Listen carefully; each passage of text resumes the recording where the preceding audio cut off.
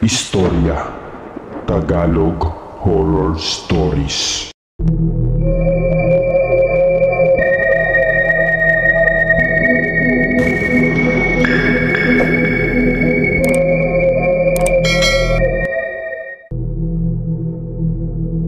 Sinigurado ni Carlo na walang butas na malulusutan ang kahit sino sa bahay nila.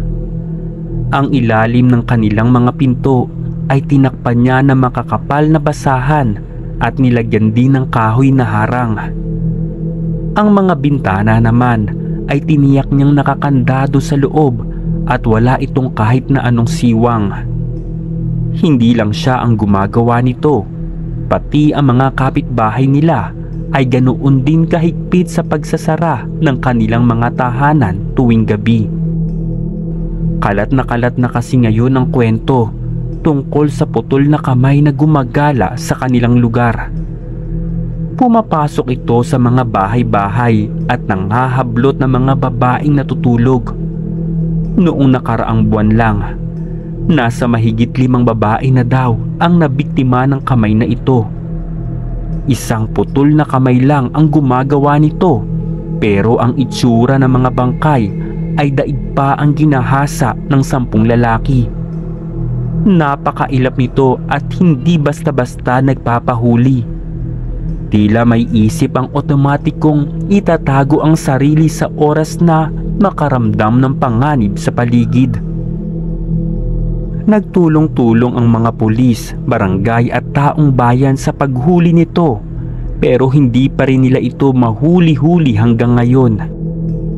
Kaya ang pinakamabisang proteksyon na lang na kanilang naisip ay lagyan ng harang ang kanilang mga pinto at bintana, lalo na kung may kasamang babae sa tirahang iyon. Pagkatapos harangan ni Carlo ang lahat ng pwedeng lusutan sa kanilang bahay, nagtungo siya sa kanilang silid para magpahinga. Naabutan niya ang live-in partner na si Melissa at sa himbing ng pagkakatulog ay malapit nang mahulog ang kumot nito sa katawan. Pinulot niya ang kalahating bahagi ng kumot na nasa sahig, saka ikinumot ng maayos sa katawan ng babae. Humiga na rin siya sa tabi nito at tumagilid ng pagkakahiga. May ilang minuto pa niya itong pinagmasdan bago niya ipinikit ang mga mata. Mga bandang 3:00 iyon nang maalimpungatan si Carlo. Agad namang nawala ang antok niya nang makadinig ng kakaibang ingay. Paglingon niya sa asawang nasa tabi, ganoon na lang ang pagkasindak niya. Isang putol na kamay ang nakapatong sa ibabaw ng butas nitong tiyan habang ginagalugad nito ang laman loob at bituka ng babae. Napabangon siya at nagsimulang sumigaw. Sa mga oras na iyon ay hindi na niya alam ang gagawin. Napatitig na lamang siya sa madugong eksena. Kahit kasi ano pa ang gawin niya ay hindi na rin maibabalik pa ang buhay ng kanyang asawa na nagmistulang ginahasa sa labis na dungis ng katawan, pati sa pagkapunit ng mga damit nito. At pagkatapos pagsawaan, ngayon ay winakwak naman ng kamay na ito ang laman loob ng kanyang asawa. Muling napasigaw si Carlo at sinubukang hablutin ang putol na kamay. Ngunit para itong langaw na bago pa mahawakan ay nakaiwas na ito palayo. Lumundag ang kamay patungo sa ere saka dumapo sa mukha niya. Nataranta siya habang pilit na inaalis ang kamay sa kanyang muka. Nang siya ay madapa sa sahig, doon lang kumawala ang kamay at muling gumapang kung saan ito nakalusot. Nakita niyang dumaan ito sa butas ng kanilang kisame na nakalimutan niyang takpan. Akala din niya kasi ay wala ng butas sa loob na pwedeng lusutan ng kamay. Hindi na siya nagtangkang habulin pa ang putol na kamay.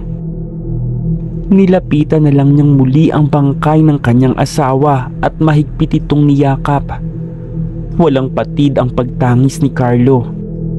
Hindi niya alintana ang pagdikit ng sariwang dugo nito sa kanyang balat at muka. Parang gumuho ang mundo niya ng mga sandaling iyon. Durog na durog ang buong puso at pagkatao niya. Tumatangi si Carlo habang tinatawag ang pangalan ng kanyang asawa. Kinabukasan, kabilang na si Melissa sa listahan ng mga babaeng nabiktima ng putol na kamay. Hindi lang pala ito ang napaslang ng gabing iyon. 3 babae sila at ang 2 ay nasa kabilang barangay naman. Ito ang nagtulak kay Carlo para pumasok sa grupong binuo ng mga barangay at taong bayan. Kabilang din siya sa mga maghahanap sa putol na kamay. Binigyan na din siya ng sarili niyang armas at sumabak sa munting training kung paano dedepensahan ang kanilang mga sarili. Noong una, wala naman siyang pakialam sa gumagalang nilalang na iyon. Focus lang siya sa sariling mundo nilang mag-asawa. Tamang ingat na lang sila sa gabi sa pamamagitan ng paglalagay ng harang sa mga pinto at bintana. Pero ngayon, hindi siya titigil hanggat hindi napapatay ang kamay na ito. Iyon na lang ang magagawa niya para mabigyan ng hustisya ang sinapit ng kanyang asawa at ng iba pang mga babae. Tuwing sasapit ang 8:00 ng gabi ay nakikita-kita sila sa barangay. Pagkatapos, sabay-sabay silang maglilibot sa buong lugar, pati sa ibang mga barangay para maghanap-hanap. Nasa mahigit 100 ang miyembro nila. Nahati naman sila sa 10 grupo at kanya-kanya sila ng lugar na lilibutin para maghanap. Sa pagkakataong iyon, hindi na naglagay ng harang si Carlo sa mga pinto at bintana ng bahay niya. Sinarado na lamang niya ito na parang normal. Pero naglagay naman siya ng napakaraming mga trap sa loob na ipinamahagi rin sa kanila. Lahat silang mga miyembro ay mayroong ganoon sa kanilang tahanan para kung sakaling makaloob muli ang putol na kamay ay mahuli ito na parang daga. Kasama ang kanyang mga kagrupo, nagtungo sila sa sementeryo para doon maghanap. Naging maingat sila sa bawat nilalakaran. Palagi ding nakataas ang kanilang mga armas at sulu. Bawat nicho ay isa-isa nilang sinisili para makasigurado. Mahigit 1 oras silang naghahanap doon pero wala silang makita. Kaya lumipat naman sila sa ibang lugar. At habang naglalakad ay napilitan ng magtanong ni Carlo, "May nakakaalam ba kung saan galing yung putol na kamay na yon? O kung sino yung may-ari noon?" Sumagot naman ang isang lalaking kasama niya. Edong ang pangalan nito. "Galing daw yun kay alias Diablo." "Ha? Sinong alias Diablo naman yun?" "Yun daw yung pangalan ng kriminal na nagmamay-ari ng kamay na iyon. At noong nabubuhay pa daw yun lagi raw nanloloob yun sa mga bahay para manggahasa ng mga babae. Lahat din daw ng ginagahasa niya ay hindi niya iniiwanang buhay. Binubutas daw niya yung tiyan ng mga ito at puputulan pa ng ibang parte ng katawan." "Bakit? Hindi ko alam yun Taga rito naman ako Dayo lang daw kasi si alias Diablo sa atin. Alam ko nasa malayong lugar talaga siya nakatira.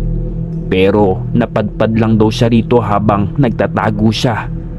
Nagpalipat-lipat ng iba't ibang lugar hanggang dito siya matsyempuhan. May mga nakakakilala yata sa kanya rito kaya kinuyog siya. Tapos pinagtataga raw siya sa loob ng tinitirhan niya. Pinutol-putol yung katawan niya at pagkatapos ay sinunog." Paliwanag ni Edong kay Carlo. "So ibig bang sabihin nun yung kamay niya, yun lang ang hindi nasunog? At yun lang yung nagkaroon ng buhay para manggahasa at pumatay?" Tumango naman si Edong kay Carlo. Kung ganoon pala, dapat talaga mahanap natin yan sa lalong madaling panahon. Yung kamay na yon para hindi na makapambiktima pa.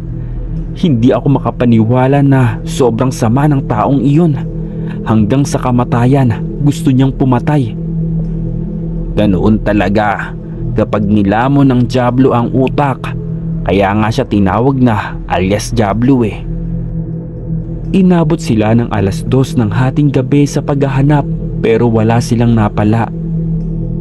Nang magtipon-tipon muli silang lahat sa barangay, ay wala kahit isang grupo ang nakakita sa putol na kamay. Ni bakas o anino nito ay wala. Kaya naman, bukas ng gabi na lang muli nila ipagpapatuloy ang paghahanap dito. Pagkaraan ng mga ilang araw, marami na mga kababaihan at dalagita ang nagsilika sa kanilang lugar. Pansamantala munang lumipat ang mga ito sa malayo upang hindi malapitan ng kamay na iyon. Puro babae lang din kasi ang binibiktima nito. At kahit pa sadyaing buksan ang pinto o bintana ng isang bahay, kung wala ding babaeng nakatira doon, ay hindi rin daw ito lalapitan ng kamay. Nang mga oras na iyon, ay umiinom mag-isa si Carlo. Tuwing babalik sa alaala niya ang masaklap na eksena kung paano pinatay ang kanyang asawa, ay sobrang naiiyak siya. Nilalamon siya ng depresyon. Kaya naman itong pag-inom ang nagsisilbi niyang pampalimot. Sa mga sandaling iyon ay hindi lang lungkot at pagluluksa ang nangingibabaw sa kanya. Namamayani din ang matinding galit sa buo niyang katawan. Parang gusto niyang magwala. Parang gusto niyang hanapin hanggang sa kabilang buhay ang lalaking iyon para pagbayaran sa ginawa nito sa kanyang asawa. Mabilis na tinamaan ng alak si Carlo, lalo na't vodka ang iniinom niya. Sa sobrang galit ay binato niya ang baso pati ang ilang mga kagamitan sa paligid. Sinabi ni Carlo, "Kung sino ka mang kamay ka ay balikan mo ako sa bahay ko at bumalik ka rito. Magtutuos tayo kung talagang matapang ka. Humarap ka sa akin bilang isang lalaki. Lalaki naman ngayon ang lapitan mo at patayin mo. Tingnan lang natin kung uubra ka sa akin, hayop ka." Patuloy siyang nagwawala habang isinisigaw ang pangalan ng nagmamay-ari ng putol na kamay na si alias Diablo. Gabi noon, tulog na ang lahat ng mga tao. Si Carlo naman ay nasa barangay para muling makiisa. Habang hinihintay nilang mabuo ang kanilang grupo, pansamantala siyang pumasok sa loob ng barangay hall at nakigamit ng CR. Bago pa man niya mabuksan ang zipper, laking gulat niya nang biglang lumabas sa inidoro ang putol na kamay ni alias Diablo. Mabilis itong gumapang at dumapo sa kanyang paa. Agad siyang nagwala at binato ito ng nakuha niyang tabo.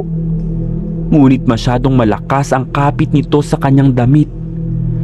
Nagawa nitong makaakyat hanggang sa kanyang muka. Nang subukan niya itong hawakan, bumaba naman ito sa bandang leeg niya at sinakal siya doon. Hindi siya nakasigaw at nakapalag pa. Tunay ngang may sademonyo ang kamay na ito. Kahit buo ang katawan niya, hindi niya halos mapantayan ang taglay nitong lakas. Nagawa nitong mapatumba siya sa sahig kahit isa lamang itong putol na kamay. Nang mawalan siya ng lakas para lumaban, unti-unti itong pumasok sa loob ng kanyang bibig. Doon ay halos lumuwa ang mga mata niya sa tindi ng pagkakamulat. Ilang beses pa siyang nagsuka at nagwala habang nararamdaman niyang isinisiksik nito ang sarili sa loob ng kanyang lalamunan. At nang tuluyan na nga itong makapasok, doon ay biglang tumayo si Carlo. Sa pagkakataong iyon ay wala na siya sa sariling katinuan. Hindi na niya hawak ang isip niya. Nasa ilalim na siya ngayon ng kamay ni alias Diablo. At ito na ang kumokontrol sa kanya. Lumabas siya ng banyo na parang walang nangyari. Nang madatnan niya ang kagrupo sa labas, ay nagpaalam lang siya saglit sa mga ito. wala namang nahalatang kakaiba sa mga kilos niya. Umuwi siya sa bahay at nag-empake ng mga gamit. Nanatili lang tuwid ang titig ng kanyang mga mata habang ginagawa iyon. Nang gabi ring iyon ay wala sa loob na nilisan niya ang bahay at ang kanilang lugar. Nagpakalayo-layo siya at malayong malayo sa mga lugar na nakakakilala kay alias Diablo. At doon siya nagsimulang muli. Siya na ngayon ang bagong alias Diablo. Bukas na bukas din ay nagbabalak siyang manloob ng mga bahay para gawin ang ginagawa ng kriminal na ito sa mga babae. Sa paraang iyon, siya ang mapagbibintangan na bagong killer at mawawala na sa isip nila ang tunay na alias Diablo. Naging matagumpay si Carlo sa panggagahasa at pagpaslang ng mga babae sa mga sumunod na araw. Sa loob lang ng isang linggo ay nakasampung babae na agad siya sa isang lugar sa Caloocan. Tuluyan na ngang nilamon ng dugong kriminal ang buong pagkatao niya. Hindi na niya kilala ang kanyang sarili. Hanggang isang araw ay may pulis na nakadakip sa kanya. Nailigtas na mga ito ang babaeng dinukot niya at dinala sa dulo ng kakahuyan. Ilang beses siyang nanlaban sa mga ito, kaya hindi nagtagal ay nabaril din siya. Doon nagtapos ang lahat sa kanya. Nang dalhin na sa morgue ang kanyang katawan, laking gulat nila nang matagpuan sa kanyang tiyan ang isang putol na kamay na puno ng maraming tattoo. Isang pamilyar na kamay, ang nawawalang kamay ni alias Diablo.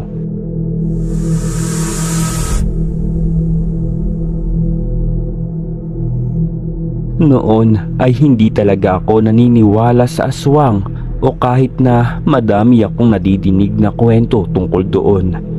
Especially sa mga kamag-anak ko na mga taga-probinsya.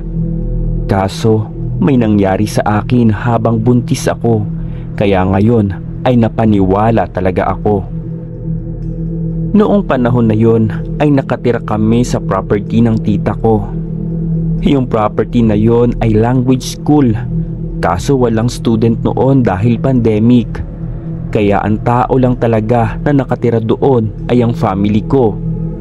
Meron din ako ng panahon na yon na 2 years old na anak. Ang isa pang family ng staff ng tita ko ay doon din nakatira. Mag-asawa sila at meron ding 2 years old na anak. Bali ang property na yon ay napakalaki. Pagpasok mo sa gate ay mayroong isang bahay. At sa likod naman nun ay may isang classroom. Yun yung bahay ng staff. At may bahay na isa ulit, which is tulugan ng mga student. Tapos may malaking classroom ulit. Doon kami nakastay noon. Supposedly, may kaduktong na isa pang unit yung classroom na yon, pero giniba na. Hindi pa naaayos noong panahon na yon. At open lang yung part ng papasok sa kisame dahil giniba na yung katabi. After nun, malawak na siya na open space at may 2 puno ng mangga at 1 puno ng santol. Noong araw na yon ay umuwi yung partner ko sa Laguna dahil aayusin niya ang kanyang lisensya kinabukasan. Ang naiwan lang ay ako at ang anak ko. Iba talaga ang feeling nung gabi na yon. Pero ayokong takutin ang sarili ko dahil baka ma-high blood naman ako. Kabuwanan ko pa naman noong mga panahon na yon, kaya ingat na ingat ako. Hindi pa natutulog ang panganay ko, since sanay siya na umaga na kung matulog. Bandang 4 AM nung nakatulog siya at papasok na sana yung panaginip ko noon nang may biglang kumalabog sa kisame.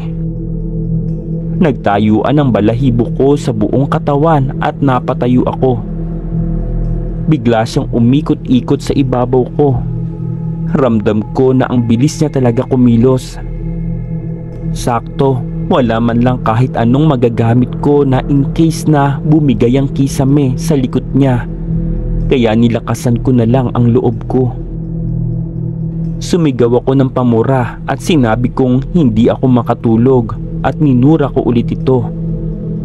Natahimik siya sandali tapos biglang tumakbo sa kabilang side ng classroom. Maya-maya, nandyan na naman siya. Hindi ko na alam ang gagawin ko nung oras na iyon. Kung lalabas ba ako at mangangatok sa mag-asawa na nandoon sa kabilang bahay. Pero kailangan kong lumabas noon. Kaso baka lalo akong mapasama dahil kasama ko pa ang anak ko. Nag-video call ako sa mama ko. Sabi ko may aswang ata sa kisame. Nagulat ang mama ko tapos sabi niya kung ano daw ang nangyari. Sabi ko na lang ay hindi ako natatakot.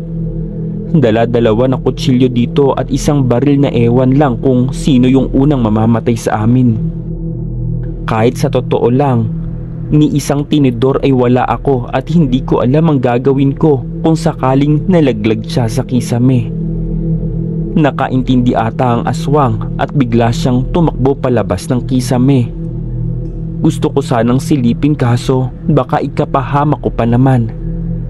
Hinintay ko na lang talagang magliwanag at saka na lang ako nakatulog.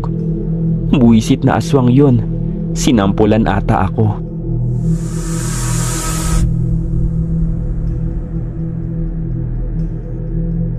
December 23. Nakabenta ang aking ama sa pag-aahente.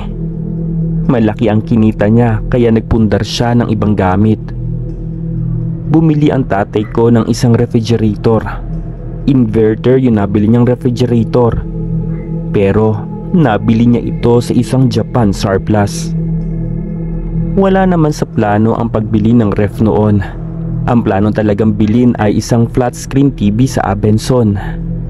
Pero nga nung habang naglalakad kami sa isang palengke sa Plaridel, nakita namin sa isang nagtitinda ng Japan surplus ang napakabago pa ng dating na may brand ng Sanyo ang isang refrigerator.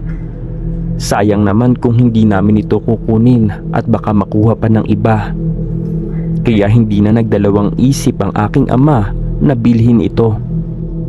Bagong-bago lang daw yung ref na yon at kakadating lang galing Japan. Free delivery naman siya kaya okay din at mukhang pasok din sa budget. Bandang hapon, dinala na sa amin ang ref na iyon. Napakalaki nito at maraming pinto. Hindi katulad sa ibang mga ref kung titignan mo ito, napakasosyal ng datingan at halatang bagong-bago pa. Wala siyang gasgas o anumang sira. Kahit bulok sa mga parts or gilid niya, kahit labas at loob wala ka talagang mapapansin na mayroong problema dito. Tinuruan kami ng nag-deliver sa amin kung papaano ito gamitin. Mostly kasi pag galing Japan, puro Japanese letters ang nakasulat at hindi mo maiintindihan at wala ding kasamang manual. So yun na nga, tinry namin ito at mukhang okay naman at wala talagang problema. Kinagabihan, nung ginamit na namin ito, ang bilis niyang magyelo. Meron kasi siyang kasama na ice cube maker. Nga pala, Sanyo ang brand nito na galing Japan o galing Japan surplus. Nagdaan ang ilang araw, wala namang kakaibang nangyayari. Hanggang isang gabi, may napapansin ako na parang may tao pa sa kusina. Pero pag titingnan ko ay wala naman. Hindi ko na lang ito pinansin dahil ayoko namang takutin ang sarili ko. Pero sa mga sumunod na gabi, may napapansin akong tao na naglalakad malapit sa may ref. Yung ref kasi ay malapit din sa lamesa at mga upuan. Napansin kong parang may tumunog na upuan, parang hinatak ito at may naupo. Sabi ko sa sarili ko, may tao nga siguro sa kusina. Pumunta ako sa kusina ng oras na iyon, bandang 1 AM na. Pero nagulat ako dahil wala ni isang tao ang nasa kusina. Baka naman kako, guni-guni ko lang dahil anong oras na din kasi. Siyempre, lakas-lakasan ako ng loob. Kumuha ko ng baso at pumunta ako sa gawin ng ref at kumuha ng ice cube. Kumuha na din ako ng tubig at uminom ako. Bumalik na ako sa kwarto. Pagkahiga ko, iniisip ko pa din yung nangyari. Pero ayoko na lang takutin ang sarili ko kaya hindi ko na lang masyadong in-entertain at natulog na ako. Kinabukasan, okay naman ang maghapon hanggat dumating na ang gabi. Mga bandang 2:00 ng madaling araw, pumunta ako sa CR sa kusina. Siyempre bilang lalaki, iihi lang naman ako kaya hindi ko na masyadong nilalak o sinasarado yung pinto. Habang umiihi ako noon, malapit na akong matapos. May nagpatay ng ilaw. Pero bagong mamatay yung ilaw, napalingon ako sa switch at kitang kita ko bago namatay yung ilaw, yung braso nung nagpatay nito. Kitang kita ko at tandang-tanda ko pa din. Kulay itim yung braso. Yung kamay niya at daliri niya ay mahaba.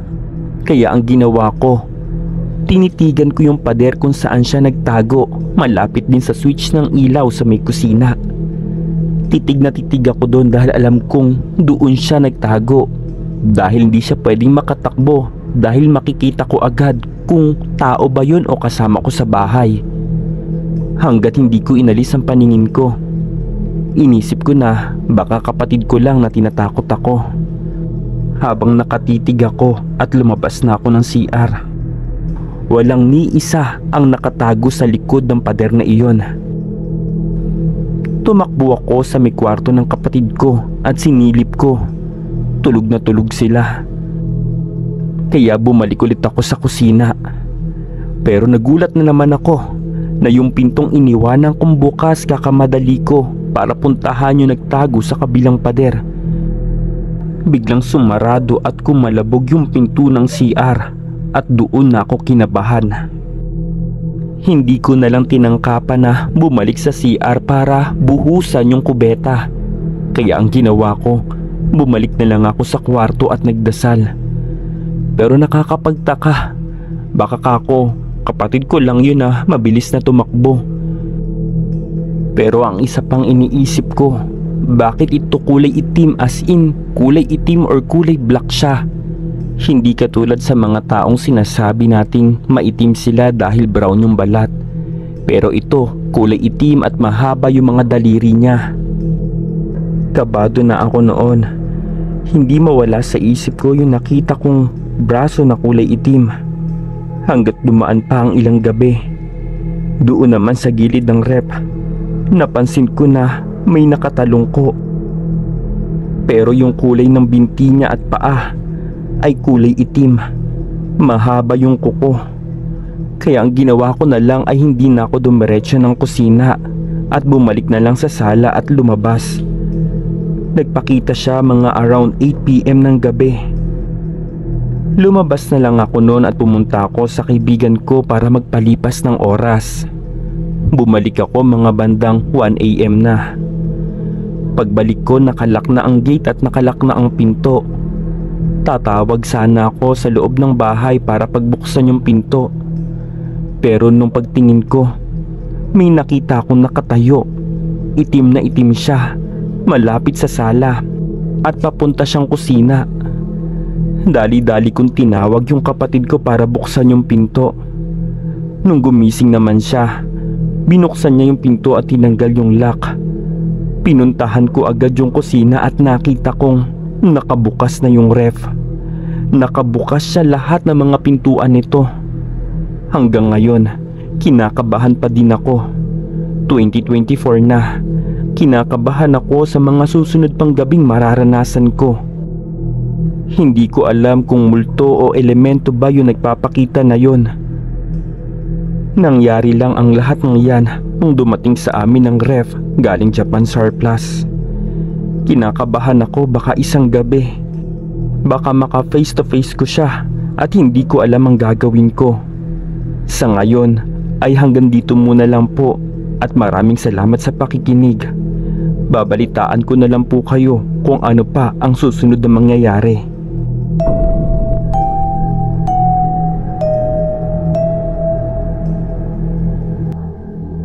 Istorya Tagalog Horror Stories.